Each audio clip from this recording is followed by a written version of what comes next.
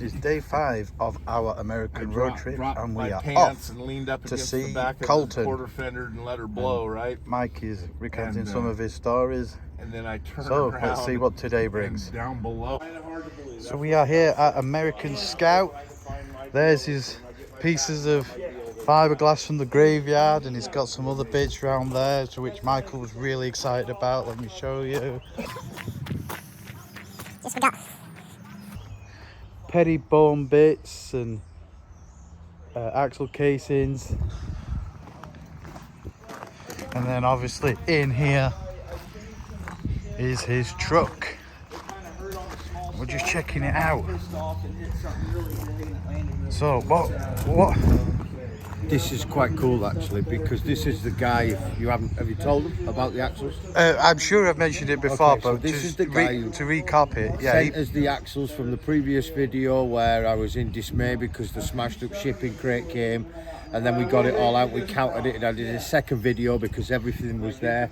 And the reason this guy helped us find those axles is on Big Pete we run a complete axle off an old crane, and it's called a Pettibone.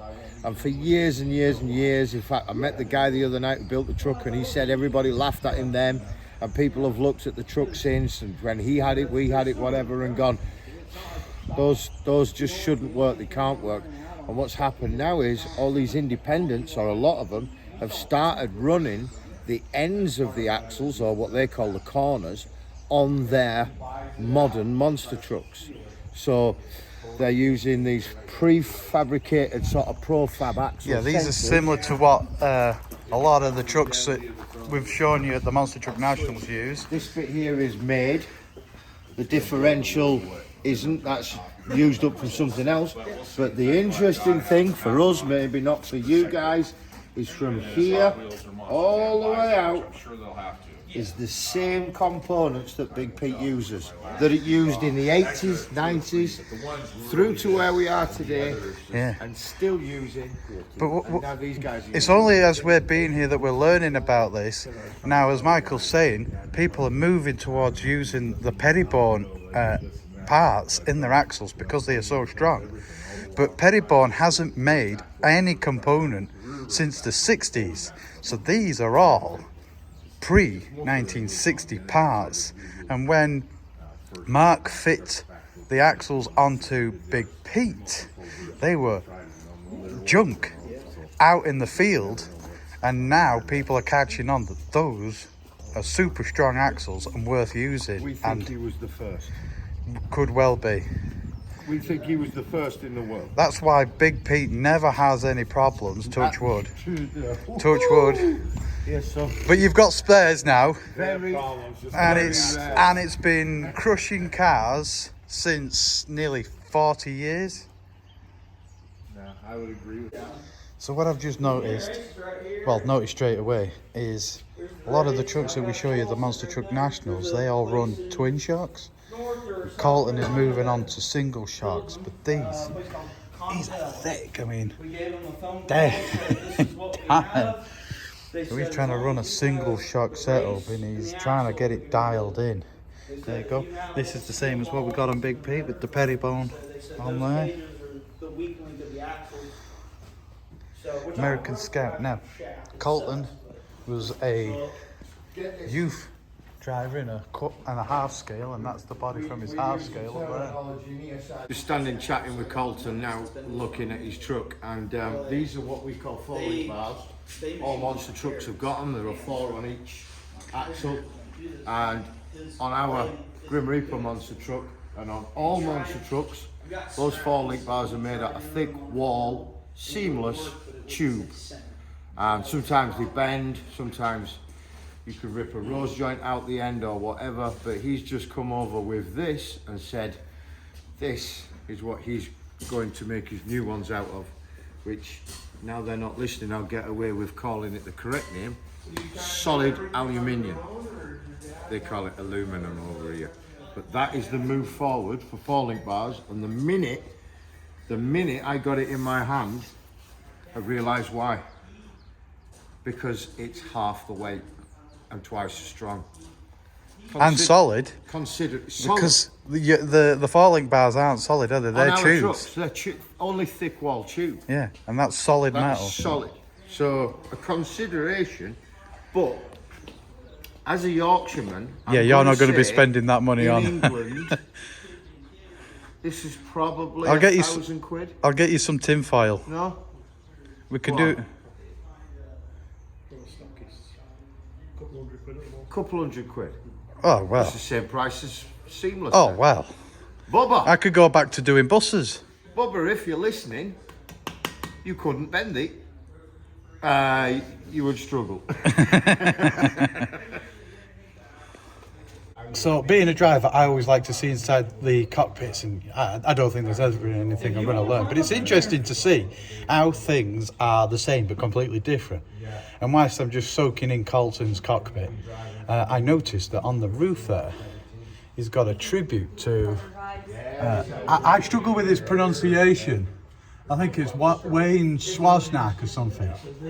But what's really interesting is this tropical thunder, and this gentleman, he built Grim Reaper, and that is our very own Grim Reaper.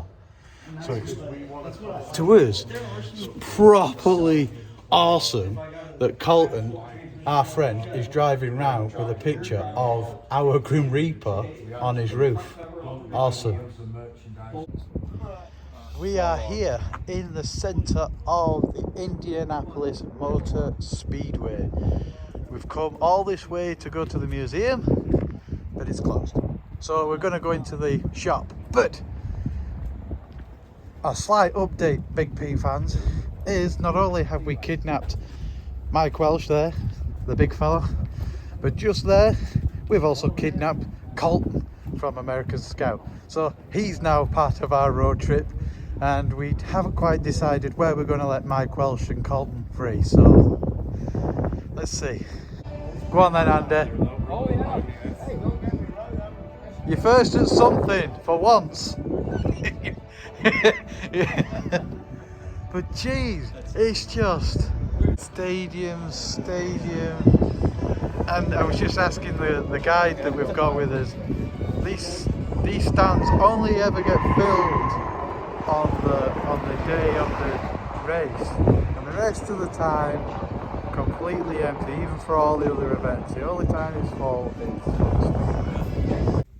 So here we are in the top of the VIP area, so you can see all the way over there. That's the museum, which we oh, there's my finger, came in then, and then all here is stands. And then it goes all the way down there as well. Scale of it. Now, what I didn't know, being a ignorant English person, is this track was originally laid in red bricks in 61 days, the entire length. And the finish line, those are some of the original bricks used on the finish line there. Me and Mike are just trying to work out what we have to do to be able to get into here. Yes, we're gonna do some name dropping, Name so we dropping. can come and watch the That's Indy it. from right here. So this is at the back of the same area. All the stands, all the way up there. There's a golf course in the middle. That's what that is over there.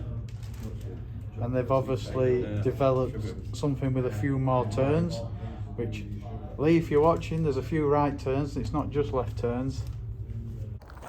So the sun is sitting here on the end of day 4, and we've had a lovely time here with Colton, with American Scout.